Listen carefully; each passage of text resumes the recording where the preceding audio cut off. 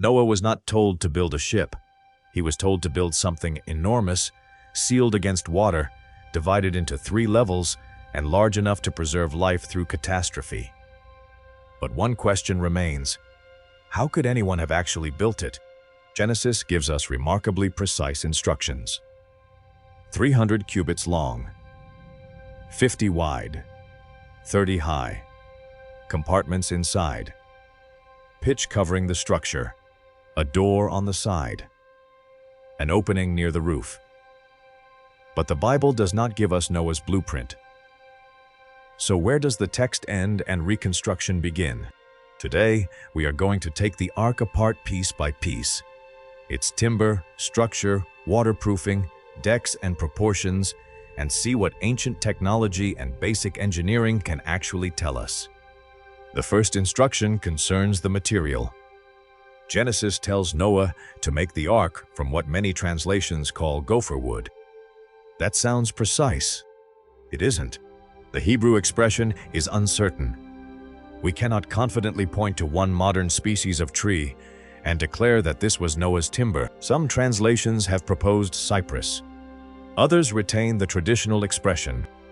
That uncertainty matters, because reconstructing the ark honestly means knowing when the evidence speaks and when it becomes silent.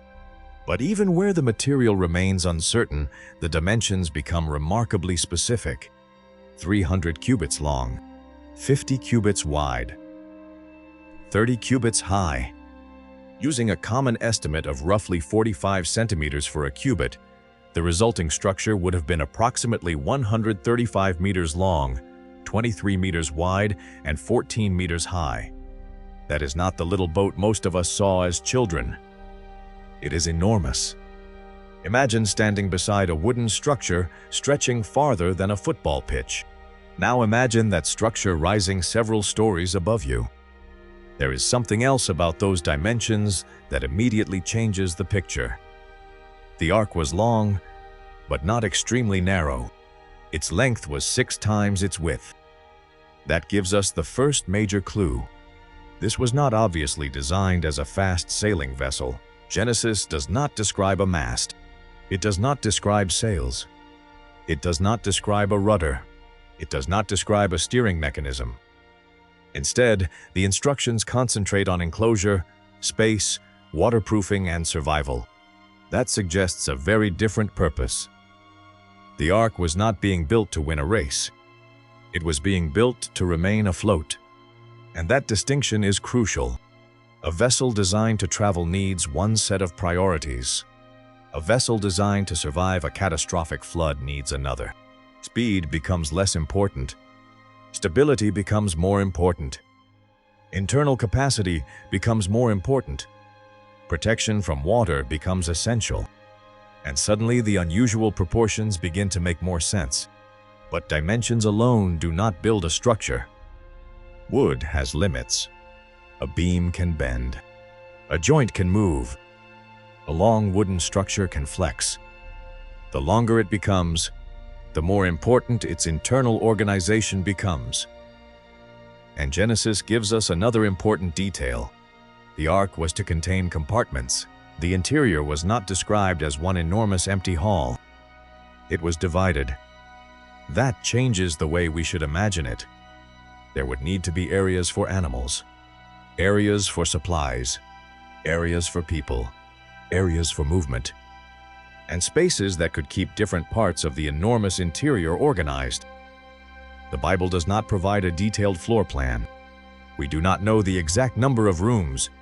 We do not know their precise dimensions. We do not know which animals occupied which spaces. So any modern reconstruction showing a perfect zoological blueprint is already going beyond the evidence. But the existence of compartments itself is explicit. And then Genesis gives us another architectural clue. 3 levels, a lower deck, a second deck, and a third deck. Suddenly the ark becomes something closer to a floating building. Its enormous footprint was not being used on one floor. It was being multiplied vertically. Imagine standing inside. Above you, another timber floor. Above that, Another, long corridors, dividing walls, heavy structural members, light entering from above, and somewhere along the side, a large entrance. This is where the story becomes surprisingly practical, because Genesis does not simply say, "Build something that floats." It describes an enclosed environment, and an enclosed environment has problems: air, light, moisture, waste, storage, movement. All of them require solutions. One of those solutions appears in the next instruction. The ark was to be coated inside and outside with pitch. This may be one of the most practical details in the entire account. Pitch, often associated with bitumen, was a real material in the ancient Near East. Natural bitumen occurs in the region. Ancient peoples used it as a sealant and waterproofing material. Archaeology has found evidence of bitumen being used in construction and in the waterproofing of vessels. That does not prove Noah's Ark existed. It does not prove the flood occurred exactly as Genesis describes, but it tells us something important. The basic waterproofing principle described by Genesis belongs to the technological world of the ancient Near East. No modern chemical sealant was required. The idea was simple: build the structure, then seal it against water. And the biblical description goes further. The coating was applied both inside and outside. That would have addressed water penetration from the exterior while also protecting interior surfaces. Again, the exact method is unknown. We do not know how many layers were applied. We do not know the exact composition. We do not know how the material was heated or processed. But the basic technology was real. Then comes another mysterious instruction. Genesis describes an opening near the top of the ark. Translations differ on exactly how this feature should be understood. Some describe it as a window, others as an opening or structure associated with the roof. The precise architectural form remains debated, but the principle is clear. There was an opening near the top, and that detail makes practical sense. An enormous enclosed wooden structure filled with animals, and people could not simply be sealed completely. Air had to circulate. Light had to enter. The upper opening therefore becomes one of the most important features in our reconstruction. It is also one of the places where we must resist false precision. We cannot honestly draw Noah's roof and claim that archaeology has recovered the original design. It hasn't. We can reconstruct what the text requires. But beyond that, we enter the realm of informed interpretation. And the same principle applies to the ark's door. Genesis places the door in the side. That detail is surprisingly specific. The entrance was not described at the front. It was not described in the roof. It was placed in the side of the structure. That makes sense for a vessel this large. A side entrance could provide access to the interior without requiring a conventional bow or stern arrangement. But again, the Bible does not tell us the exact dimensions, so we should not invent measurements and present them as biblical facts. We know there was a door. We know where it was located. The rest must remain reconstruction. Now consider the construction itself.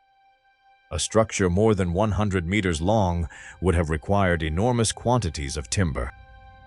Trees would need to be selected. Wood would need to be cut. Sections would need to be shaped. Large structural members would need to be moved. Joints would need to be created. Decks would need to be supported. Walls would need to be raised. Compartments would need to be installed. And eventually, the entire structure would need to be sealed. Genesis does not describe the workforce. It does not give us a construction schedule. It does not list Noah's tools. It does not explain exactly how the largest beams were lifted. That silence is important.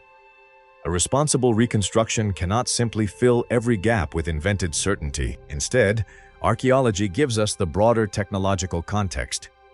Ancient Near Eastern societies possessed sophisticated woodworking traditions. They could construct large buildings. They could organize labor. They understood measurement. They used boats. They used waterproofing materials. They moved heavy materials. The ancient world was not technologically identical to ours, but neither was it incapable of large-scale construction. The real question is more difficult. Could a wooden structure with these proportions remain intact? Floating and surviving are not exactly the same thing. A structure can have enough buoyancy to stay on water and still suffer catastrophic structural failure. Wave action creates stress. Long structures flex. Connections become critical. Timber behaves differently from modern steel. So basic buoyancy calculations cannot prove the entire biblical account, but they also cannot simply dismiss the dimensions. The proportions describe a large floating structure that is physically conceivable. That is where careful reasoning has to stop. The physics can examine the dimensions. Engineering can explore possible construction methods. Archaeology can illuminate ancient technology. But none of these automatically proves the historical existence of Noah's Ark. And that distinction may be the most important one in the entire investigation. There is another fascinating clue. The Ark has no described navigation system, no sail, no mast, no rudder, no destination, no instruction to steer toward a particular harbor. The absence is striking, because if the objective were transportation, these things would matter enormously. But if the objective were survival, they would matter far less. The Ark did not need to travel towards somewhere. It needed to remain afloat. That explains why its design can appear so different from the ships we instinctively imagine. The Ark was not primarily a ship for travel. It was a refuge on water. And now the compartments become even more important. Animals would need space. Food would need storage. Water would need to be available. People would need somewhere to work and sleep. Waste would have to be managed. The Bible does not provide a complete husbandry manual. It does not tell us exactly how every species was fed. It does not give us a modern veterinary system. Therefore, the responsible visual reconstruction should remain conservative. Show compartments. Show storage. Show basic containers. Show organized spaces. But do not pretend we possess Noah's original floor plan. That is the difference between reconstruction and invention. There is another layer to the story. The biblical flood narrative belongs to an ancient Near Eastern environment where flood traditions also appear in Mesopotamian literature. The Epic of Gilgamesh contains a flood story involving Utnapishtim. The Atrahasis tradition also contains a flood narrative involving the construction of a vessel. Ancient tablets preserve these traditions. Their existence does not prove Noah. It does not disprove Noah either, but it demonstrates that catastrophic flood traditions were deeply embedded in the cultural world of ancient Mesopotamia. And those traditions give us another reason to take the material details seriously. People in that world understood boats. They understood waterproofing. They understood timber. They understood the danger of floodwaters. The biblical account therefore describes a vessel using concepts that belonged to a real technological environment. But there is still one enormous problem. We have never recovered Noah's blueprint. We have no surviving construction plans. We have no confirmed shipyard. We have no authenticated beam from the Ark. We have no archaeological discovery that allows us to point at a structure and say, "This is unquestionably Noah's vessel." Claims of discoveries have appeared throughout modern history. Some have focused on mountains. Some have focused on unusual geological formations. Some have focused on wooden fragments. But none has produced definitive archaeological confirmation of the Ark. And that means our reconstruction must remain honest. We can reconstruct the description. We can reconstruct the environment. We can reconstruct plausible technology. We can test proportions. But we cannot turn a reconstruction into an archaeological discovery.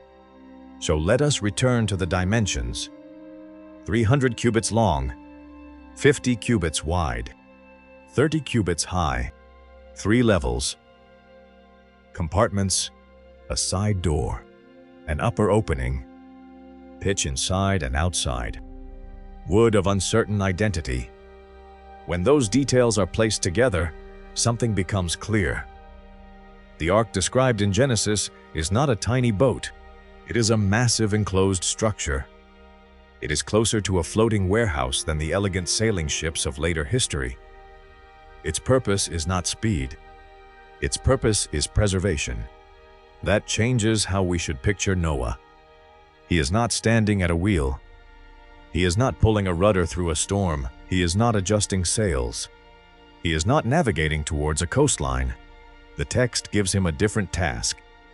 Build, prepare, enter, wait. That sequence is extraordinarily important because the ark's greatest challenge was not navigation. It was preparation. Every beam had to become part of something larger. Every compartment had to serve a purpose. Every surface had to resist water. Every level had to contribute to the survival environment. The architecture serves the story, and that is where theology and archaeology meet. Archaeology can tell us what ancient people could build. Engineering can tell us what certain proportions might accomplish. History can tell us what materials existed. But theology asks why this structure mattered. The ark was not merely a construction project. Within Genesis, it became the place where life was preserved.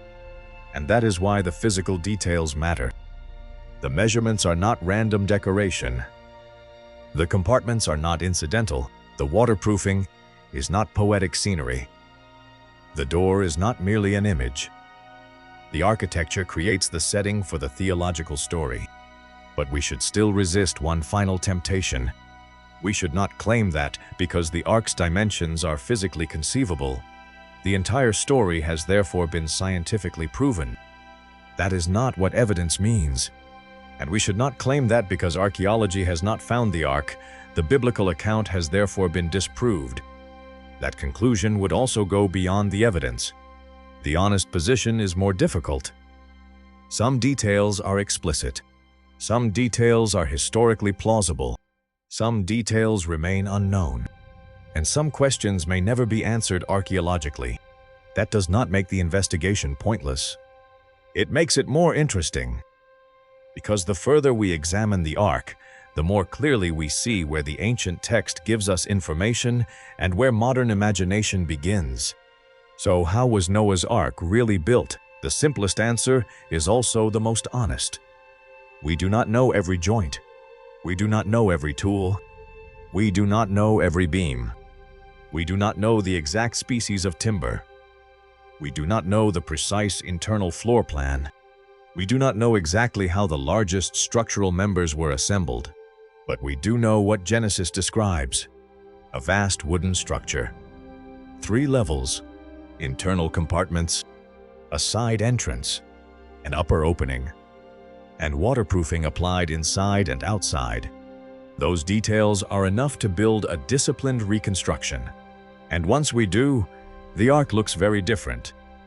Not like a children's illustration, not like a modern sailing ship, not like a fantasy vessel, but like an enormous ancient survival structure, long, heavy, enclosed, divided, sealed, built for one purpose: to endure.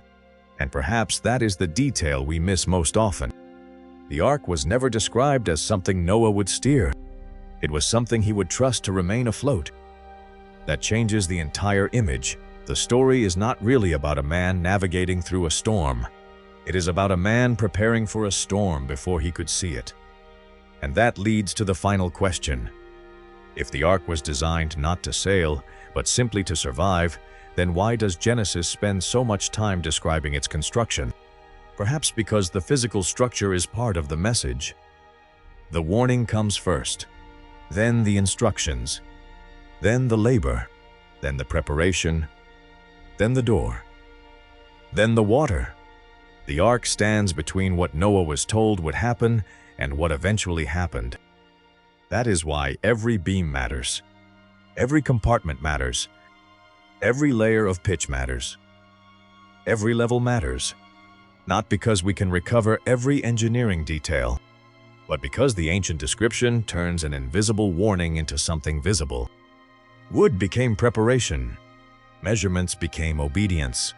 Architecture became refuge. And the closed door became the boundary between two worlds. We may never recover Noah's original construction plans. We may never find an authenticated fragment of the ark. But we can still reconstruct the world described by the text.